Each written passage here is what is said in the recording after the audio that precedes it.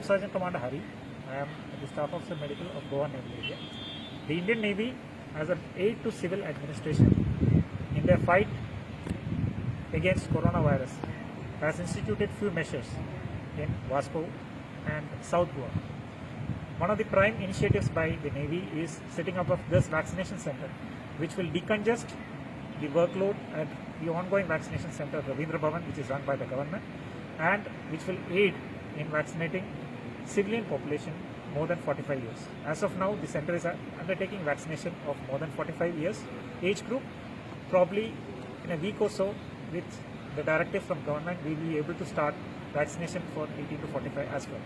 This center, as you see, is a state-of-art vaccination center with three main areas. The area which you can see behind me is a registration area which has got a queue management system. There is a vaccination booth or a vaccination hold-on area wherein there are two booths wherein the people are vaccinated, and behind that there is an observation area wherein people are observed for at least 30 minutes.